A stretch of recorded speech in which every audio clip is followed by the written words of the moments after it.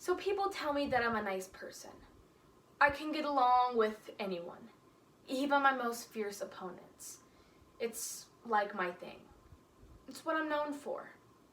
But when I was 10 years old, there was a girl in my class named Vicky. And I tormented her. Mercilessly. I mean, everyone did. Vicky was clearly a troubled kid. She would hit herself, give herself bloody noses, and had hygiene problems. But instead of helping this girl who was plainly suffering from hardships in her life, we called her Sticky Vicky.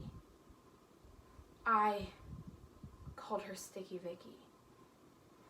I forgot about this memory for a long time, and when I finally started remembering it, I reached out to my friends and eventually social media, and I did everything that I could to try to find Vicky. I needed to know that she was okay and that I hadn't ruined her life. But what I quickly started to realize is that I wasn't trying to figure out what happened to Vicky. I was trying to figure out what happened to me.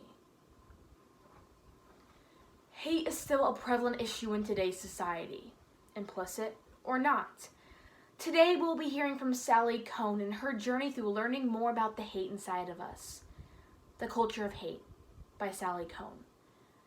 The more I thought about my hateful actions as a child, the more I started noticing myself having these mean impulses in my everyday life.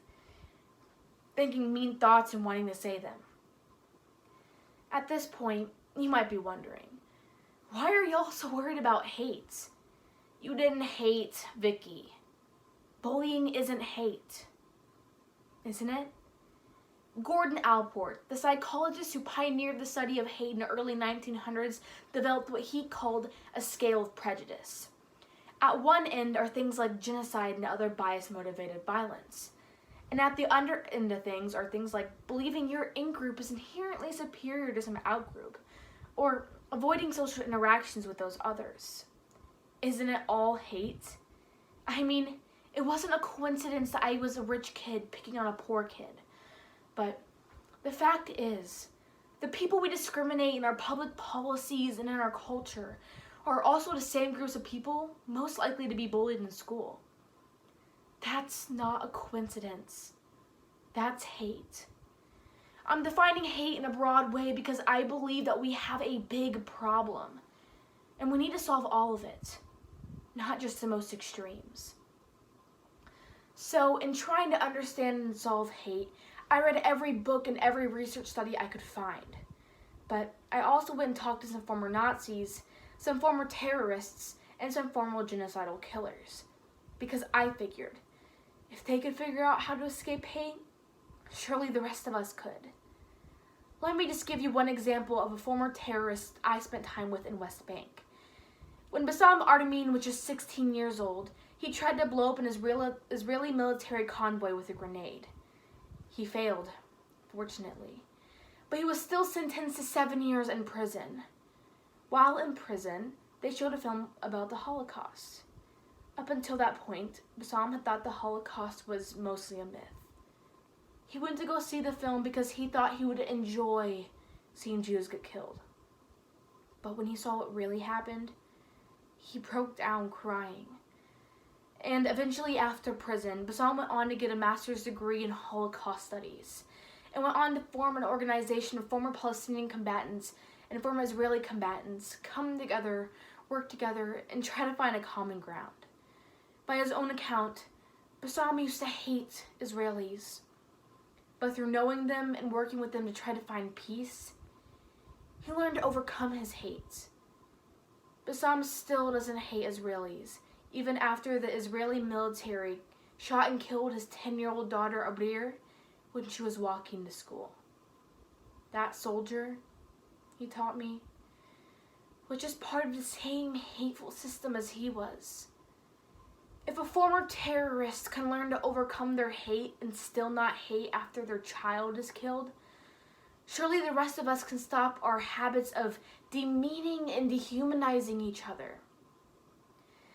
And I'll tell you now, there are stories like Bassam's all over the world, plus study after study after study, that says, no, we are neither designed nor destined as human beings to hate, but rather taught to by the world around us. For better or for worse, we are all product of the same hateful system. But the good news is, we're also the ones who shape that system, which means we can change it. The first step is starting to recognize the hate inside ourselves. We need to catch our hateful thoughts in all of their forms in all of us. Work to challenge our ideas and assumptions. And then second, if we want to challenge the hate in our societies and our institutions, we need to uphold practices and institutions that promote connecting us as communities. Literally, like integrated neighborhoods and schools, which is the reason to support integration. Not just because it is the right thing to do, but because integration systematically combats hate. And that's it. That's it. It's not that complicated, right? But it's hard. Trying to change the hate and bias we feel towards certain groups of people because of who they are or what they believe in is so ingrained in our minds that it can feel inevitable or impossible to change. Change is possible. Just look at the terrorist who became a peace activist, or the bully who learned to apologize to their victim.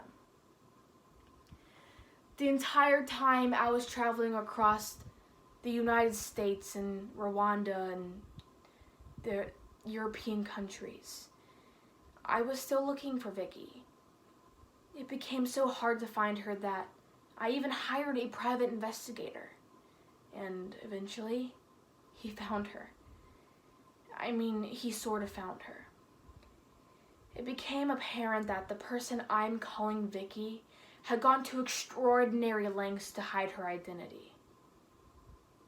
But a year after I began my journey, I wrote Vicky an apology. And a few months later, she wrote back. I'm not going to lie to you, I wanted to be forgiven, but I wasn't. She offered me some sort of conditional forgiveness. What she said was, messages as yours cannot absolve you of your past actions. The only way to do that is to prevent others from behaving in similar ways and foster compassion, which is why I'm here. Because I wanted to say that that job belongs to all of us.